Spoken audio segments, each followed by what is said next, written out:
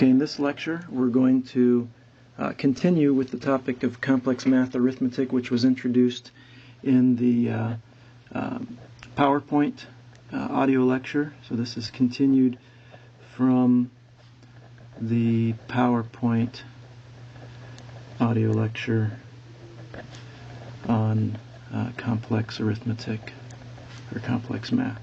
All right, so if you're not following this, then go back and watch that.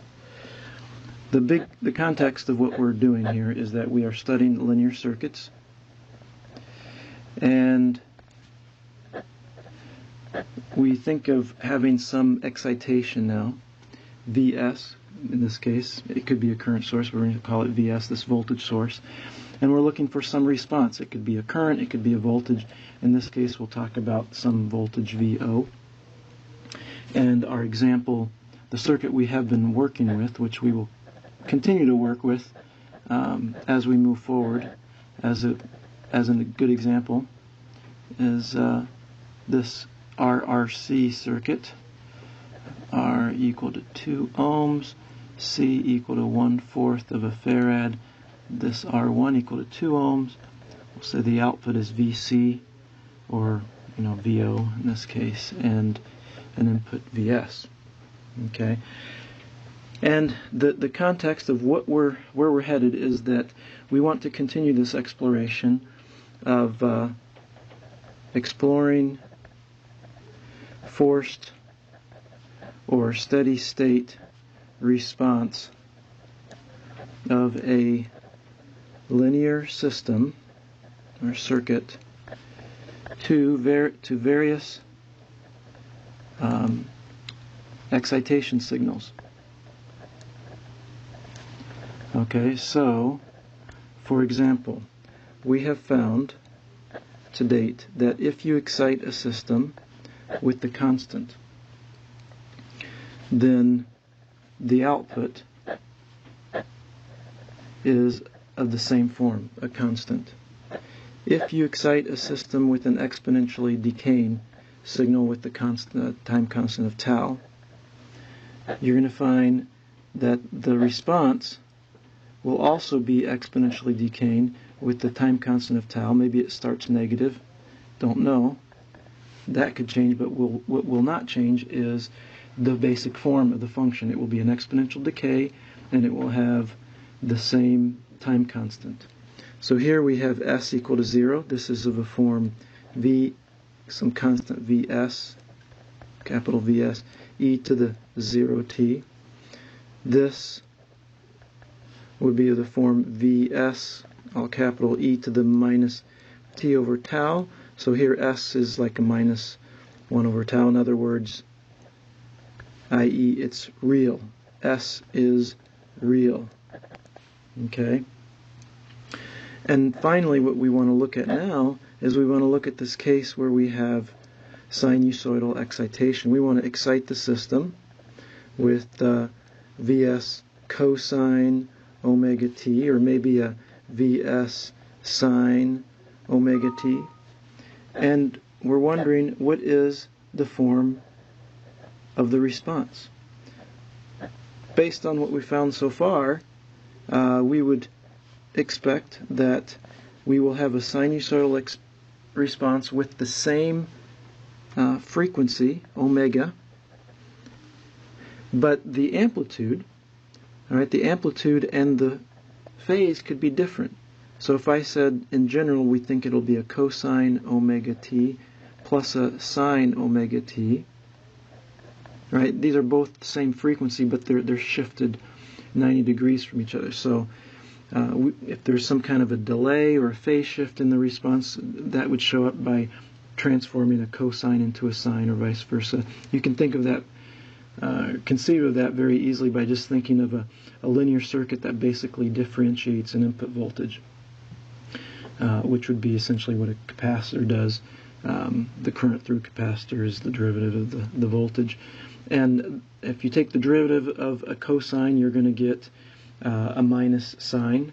And if you take the integral of a cosine, you'll get a sine. So essentially you're phase shifting the excitation, and it shows up at the same frequency but phase shifted.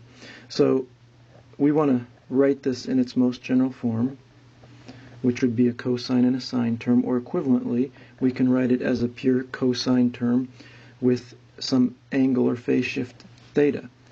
So in both these cases here, or these forms, when we excite the system with the sinusoidal excitation, we're expecting that the steady state response will be of the same form, sinusoidal response, the same frequency, but it could have a different magnitude to the signal and some phase shift. And that's what we're after.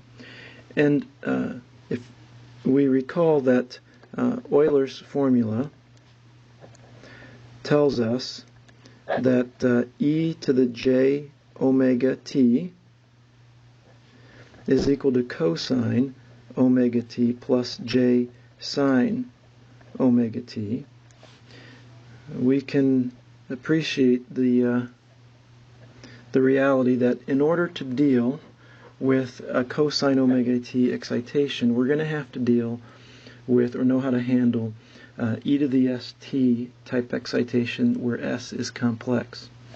Recall that cosine omega t is equal to 1/2 e to the j omega t plus e to the minus j omega t. Okay, so one way to think about this is that if you're going to excite a system with a cosine omega t, you're really exciting it effectively with two complex terms, e to the j omega t, e to the minus j omega t. Both of these are the form e to the st. So we need to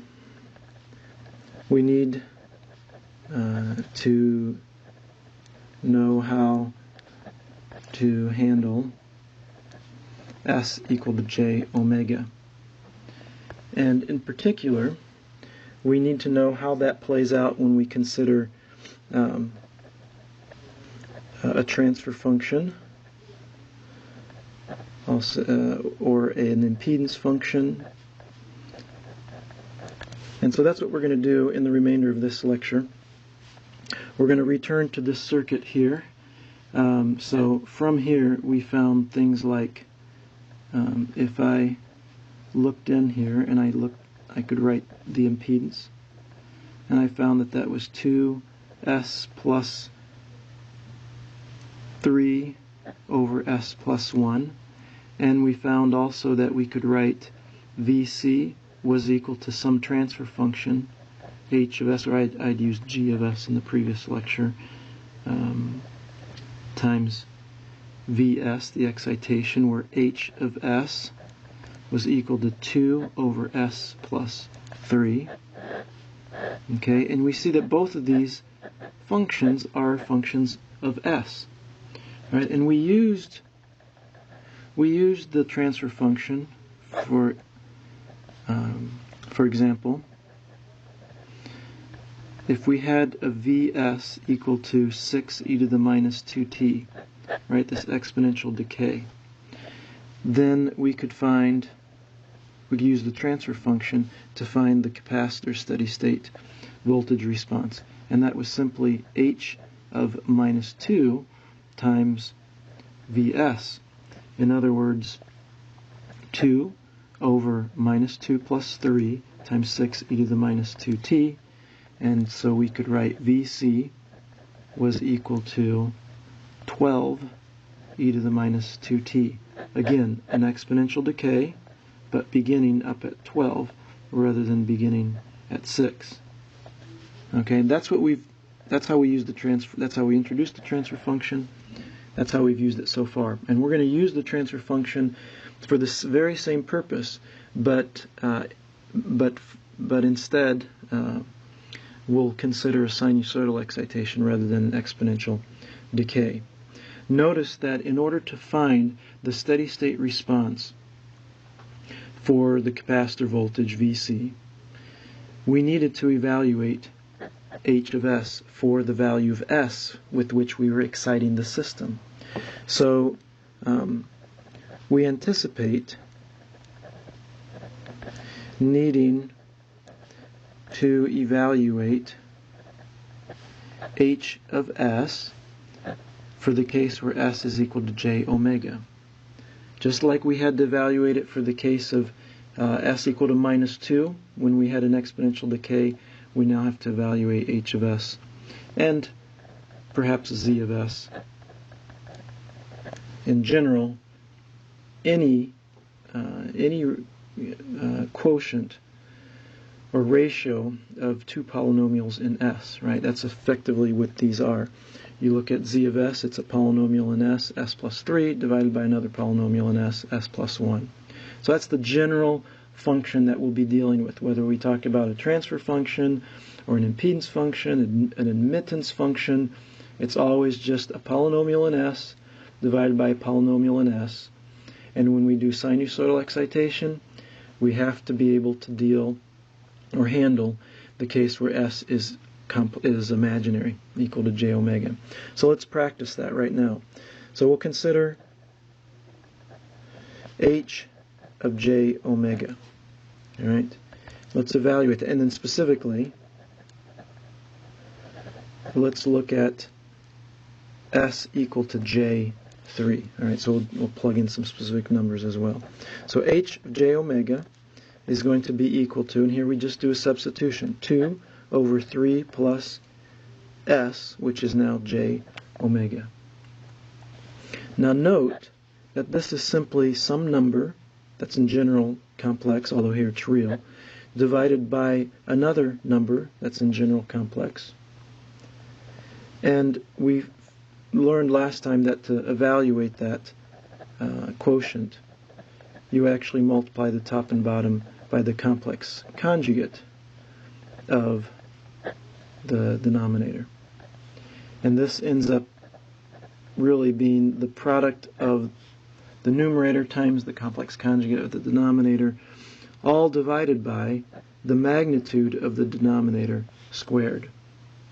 All right, and that's because when you do a complex number times its complex conjugate, the cross terms, which are the ones that are imaginary, that have J in them, cancel out, and you're left with just real terms.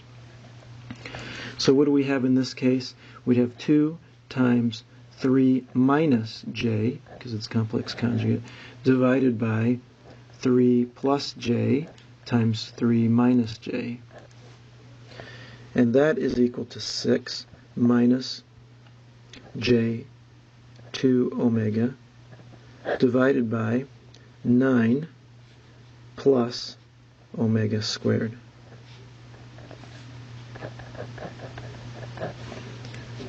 And I can write that one more time to make it clear that this is in rectangular form. We have 6 over 9 plus omega squared minus J2 over 9 plus omega squared. Or maybe we'll write it that way. We'll put a box around this because this is our H of J omega in rectangular form. Now if we evaluate that for the case of J3, that would be 6 over 9 plus 3 squared, so that's 6 over 18, or 1/3. And then we'd have minus 2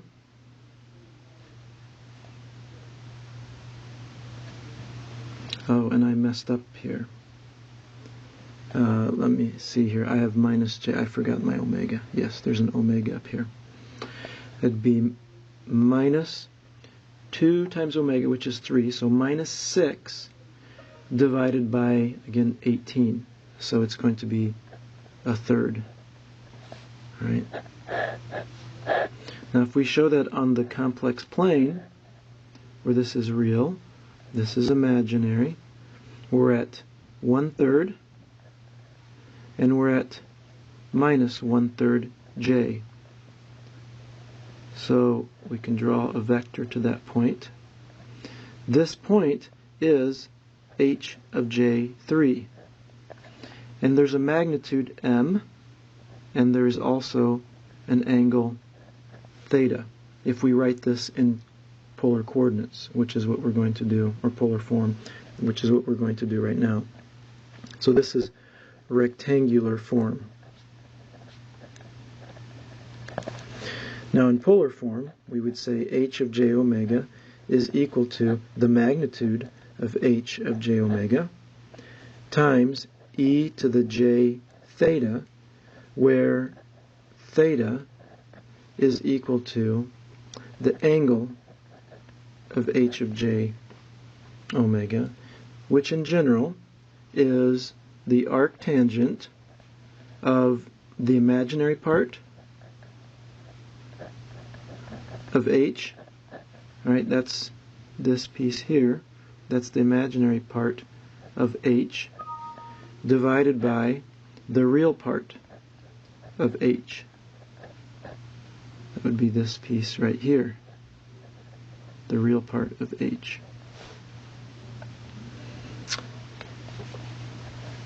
Okay, and this, of course, is m, our magnitude, which I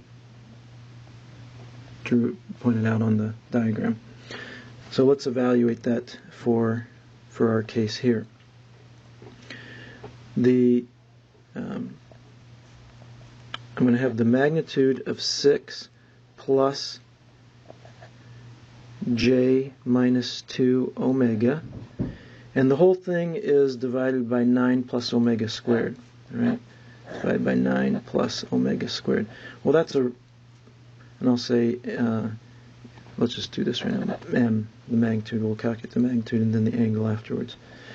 This is equal to 1 over 9 plus omega squared, because that's just a real number. We can pull that out. Times the magnitude of 6 plus, let's say minus j2 omega. That is equal to 1 over 9 plus omega squared. And now the magnitude of this number is square root of the square of the real plus the square of the imaginary. The imaginary part is minus 2 omega. So when we multiply minus 2 omega, or square it, we end up with 4 omega squared. So we'll have 36 plus 4 omega squared, 9 plus omega squared. And we can keep simplifying this. Let's pull out a 4. So it'll be 2. Take that outside of the radical. Square root of 9 plus omega squared divided by 9 plus omega squared. And now we can simplify this once more, because I can combine the square root of 9 plus omega squared with the denominator, and we'll write it as 2 over the square root of 9 plus omega squared. Now we need to find the angle theta. The angle theta is the arctangent of the imaginary part of h, and the imaginary part is minus 2 omega divided by 9 plus omega squared, divided by the real part of h, which is 6, divided by that same 9 plus omega squared. And the reason I'm not bothering to write it is that it will cancel out. So we end up with excuse me, arctan of minus omega over 3. And therefore we can write h of j omega as equal to 2 over the square root of 9 plus omega squared times e to the j theta, where theta is equal to arctangent of minus omega over 3. And we will evaluate that on the next page for the case of omega equal to 3. So let me rewrite that again. H of j omega is equal to 2 over the square root of 9 plus omega squared e to the j theta, where theta is equal to the arctan, or the minus arctan, I'll write omega over 3. H of j3 then would be equal to 2 over square root of 9 plus 9 e to the j theta, where theta is equal to minus arctan of 3 over 3. All right, now we don't put in J3 for omega because recall this right here is J omega. All right, so the 3 goes with the omega. Omega will always be real. Arctan of 1 is equal to 45 degrees, or pi over 4. So this will be minus 45 degrees, or minus pi over 4. And this term will be equal to 2 over square root of 18, which is equal to 2 over square root of 2 times 3, which is equal to square root of 2 over 3. So therefore, e to the j3, h of j3 will be equal to square root of 2 over 3 angle minus pi over 4. And this should be equal to our 1/3 minus 1/3 j, which is what we found in our rectangular, for our rectangular form. We can check that, right? This would be equal to the square root of the real part squared plus the imaginary part squared, and then angle would be the arctan of minus 1/3 over plus 1/3. And indeed, this is equal to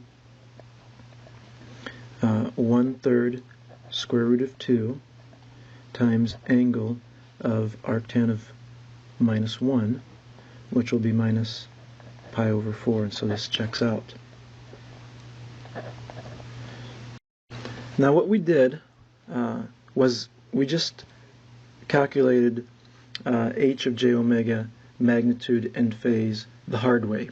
All right, we did it the hard way, and I want to now go back and show the easy way, and then we'll use the easy way and apply that to doing the same thing for z of s, or z of j omega. So let's go back and write h of j omega as being, what was it? It was 2 over 3 plus j omega. All right. Or let me start even before that. Wind up, or rewind, sorry. H of s is equal to 2 over 3 plus s. All right.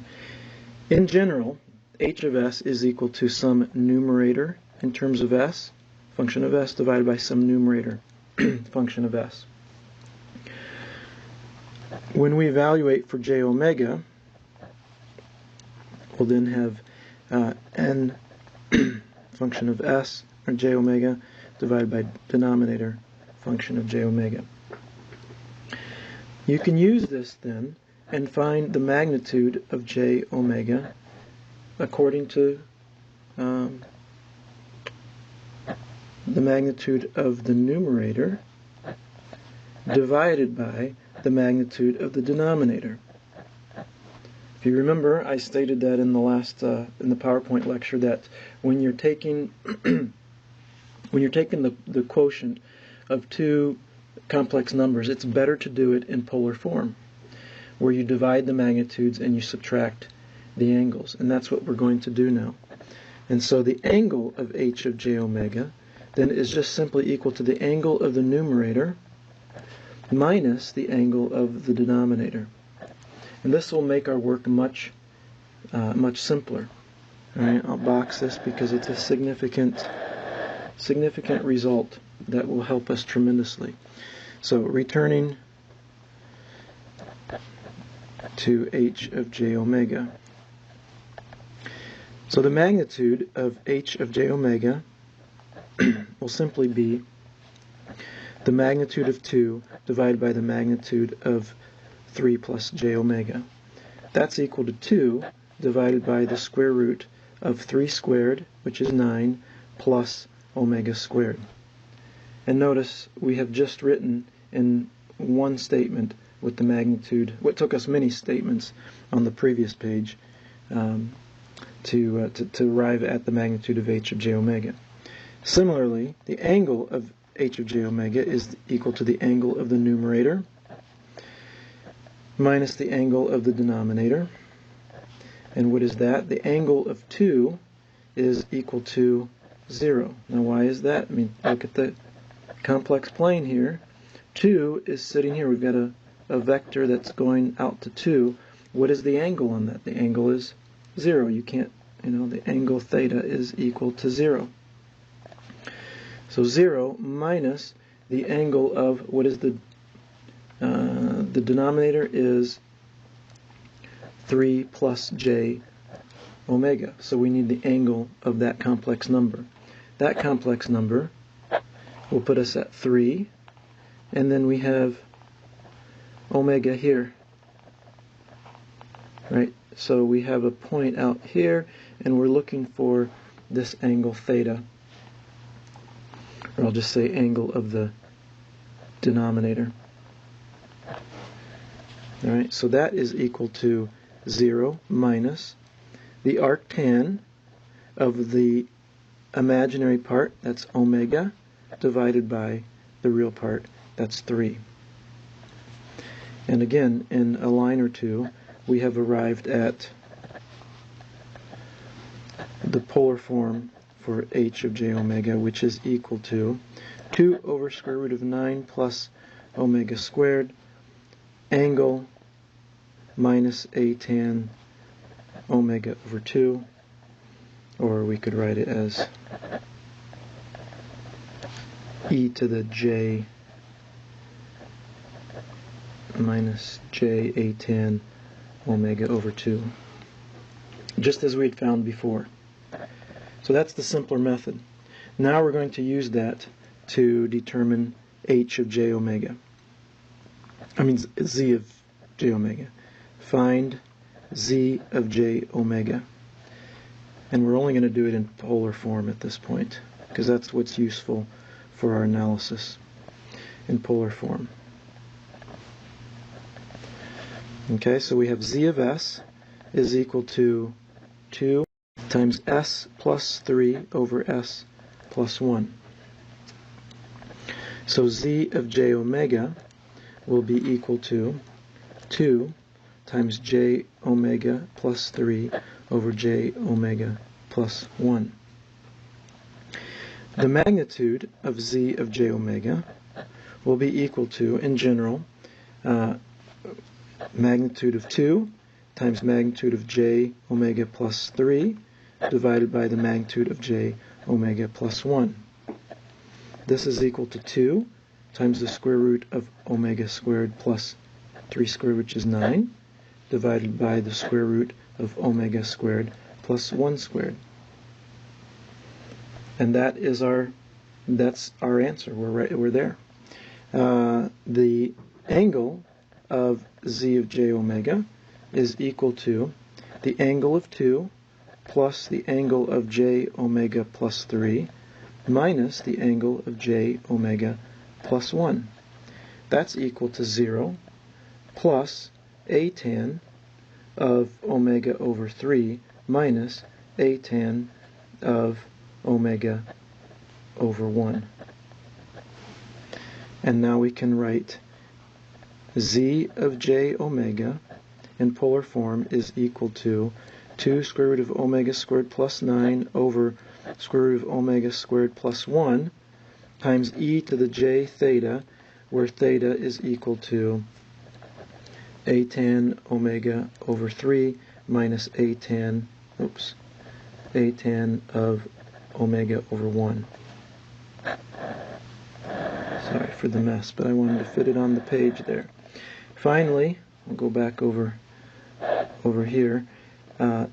If we evaluate z at omega equal to 3, right, then we end up with 2 square root of 9 plus 9 over square root of 9 plus 1, right? And then our angle theta, where theta would be equal to a tan of 3 over 3 minus a tan of 3. So Z is Z of J3 is equal to, the magnitude turns out to be 2.68, and the angle ends up being, it'll be 45, this is equal to 45 degrees minus 71.6 degrees. So the net angle is minus 26.6 degrees. You could put that in radians if you like. Alright, so on the complex plane, that places us somewhere down here. A shallow angle. So this is Z of J3.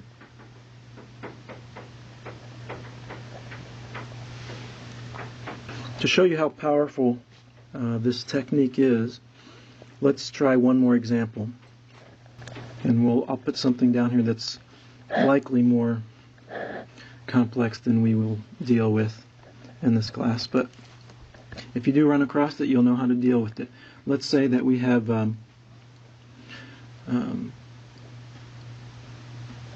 H of S is equal to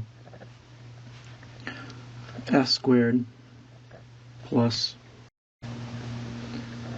7S plus 10 divided by S times S plus 1 times S plus 4. And you're asked to find H of J omega in polar form. Well, we'd say the magnitude of H of J omega is going to be equal to the magnitude of the numerator, so that'd be the magnitude of J omega squared plus, now let's write it this way, the magnitude of S squared plus 7S plus 10, right, this is for the case where S is equal to J omega, divided by, we'll say the magnitude of J omega, that's S, times the magnitude of J omega plus 1, times the magnitude of J omega plus 4.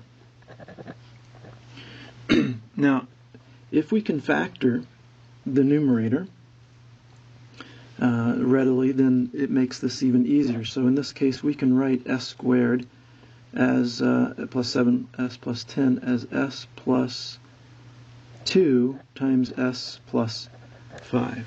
So conveniently we can do that in this case. That second order term could have complex conjugate roots, which is another little scenario maybe I'll cover afterwards. But let's just go ahead and proceed with this one. So we can write J omega plus 2, or magnitude of J omega plus 2 plus J omega, magnitude of J omega plus 5, divided by these denominator terms. Okay. Now it does get really messy. I mean, it'll be messy, but my point, what I'm trying to convey, is that it's just simple mechanics to go through and write an expression, or arrive easily at an expression that equals the magnitude, and you don't have to do a whole bunch of nasty algebra. Right? So here we'll just have square root of omega squared plus 2 times square root of omega squared plus 5 squared, that's 2 squared, divided by, now what do we do with, what's the magnitude of J omega? This right here is, J omega is a line on the imaginary axis. Right? So it has a magnitude that's actually equal to omega. So it's omega times square root of omega squared plus 1 squared times square root of omega squared plus 4 squared. And that's the magnitude of the transfer function h of j omega. The angle of h of j omega would be similarly easy to find. It would be the angle of j omega plus 2 plus the angle of j omega plus 5 minus the angle of j omega minus the angle of j omega plus 1 minus the angle of j omega plus 4. This would be arctan of omega over 2, arctan of omega over 5, minus, this is going to be, look, if we look at this diagram again, we see that the angle here is plus 90 degrees, or pi over 2. So it's arctan of omega over 0, or arctan of infinity. So it's minus 90 degrees minus arctan of omega over 1 minus arctan of omega over 4. And although it's a nasty expression, we arrived at it very easily. And so we have succeeded in writing the transfer function h of j omega in polar form. Now we usually will not deal with this, or you wouldn't be asked to plot this magnitude or this angle by evaluating this expression by hand. That would be a waste of time. There are better ways to make use of the transfer function and the magnitude and angle of the transfer function that avoid actually having to numerically plot it. But we will see that in the next section, next lecture, when we calculate sinusoidal excitation response, you might have to calculate this h of j omega for a particular value of omega, or the angle for a particular value of omega. But again, it's easy to get to the expression, and if you have a calculator, it's pretty easy to actually numerically evaluate these functions for a particular value of omega.